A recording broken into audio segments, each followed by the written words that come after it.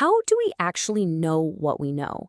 It's a pretty simple question, right? But it's a question that sits at the very heart of all science. Today, we're going to go on a little journey to figure out the answer. I mean, think about it for a second. So much of science, we're talking atoms, gravity, you name it, deals with stuff we just can't see. So how in the world do we build knowledge about it? Well, it turns out we do it by exploring three very different realms of reality. And our journey? Well, it starts with the one we all know best. All right, part one, the world we see. Before we can even begin to understand the invisible, we have to start with what's familiar. This is the bedrock, the solid ground of all knowledge, the world we can all experience directly with our own senses. We call this realm one, the perceptible. It's basically everything you can see, hear, taste, touch, and smell without needing any fancy equipment. A chair, a tree, the sun, and the sky. This is the most obvious part of reality, and it's the foundation for everything that comes next. So the really crucial point here is that this realm is our shared reality. It's where every single scientific question gets its start. We see something, and we want to understand it. But what happens when the thing we see just doesn't make any sense?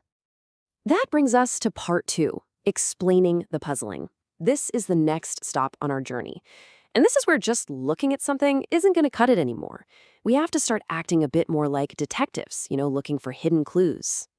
Okay, so imagine this. You're at a cozy country house, you light a fire, but instead of the smoke going up the chimney like it's supposed to, it starts pouring back into the room.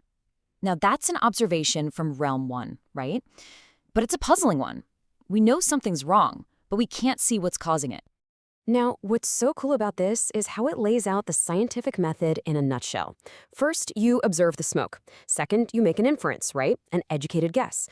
Something's got to be blocking the chimney. Third, you come up with a test. You grab a long brush and shove it up there. And finally, confirmation. A bird's nest comes tumbling down. Problem solved. And boom, that right there perfectly illustrates realm two. See, the bird's nest wasn't immediately visible, but it wasn't some kind of magical force either. It was a real physical thing from realm one that we could discover through a bit of inference and a simple experiment. This is the realm of hidden but ultimately findable causes. All right, let's move on to our third and final section, unseen agents of reality. So we've gone from the seen to the hidden but findable. Now for our last and honestly most fascinating stop, we're going to enter a realm of things that are truly, fundamentally, and permanently invisible. Okay, this is the biggest leap of our whole journey. We are moving way beyond anything our senses can ever directly experience, and it doesn't matter how powerful our tools get. Let's really look at this comparison to nail down the difference, because it's a big one. The bird's nest is a realm 2 problem. It's a hidden cause, sure, but we can eventually pull it out, hold it in our hands. An electron? That's a completely different story.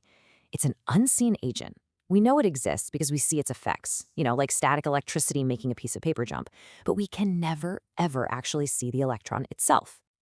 The philosopher of science, Harre, whose work actually inspired this whole explainer, he put it so perfectly. You can only ever see what the electron does, not what it is. It's this fundamental player in our universe that just remains forever behind the curtain. And this, my friends, is realm 3. It's filled with these incredibly powerful, natural agents. Think about the magnetic force that makes magnets stick to your fridge, or the gravity that's holding you to the earth right now. We can't see these forces, but we build these powerful theories, these hypotheses, to explain their effects and predict what they're going to do. This is where the deepest, most profound explanations in physics live. So let's wrap this all up in our last section, 3 ways of knowing. After our journey through these 3 incredible realms, what's the big takeaway here? Well, we've learned that science isn't just one single method. It's more like a sophisticated toolkit with different tools for exploring totally different kinds of reality. This table right here, this is basically the map of our entire journey. For realm 1, the world we can perceive, our tool is simple: direct observation.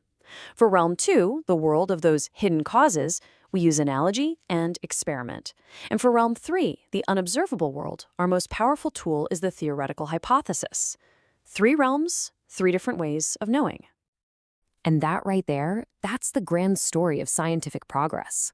It's this constant push outward from the solid ground of what we can all see into the hidden depths of what we can uncover, and finally, into the abstract cosmos of what we can only imagine and then test. It's really an incredible framework for understanding knowledge, isn't it? And it leaves us with one last really fascinating question to think about. From things like dark matter to the very nature of consciousness, what new unobservable realms are the explorers of science setting out to map right now?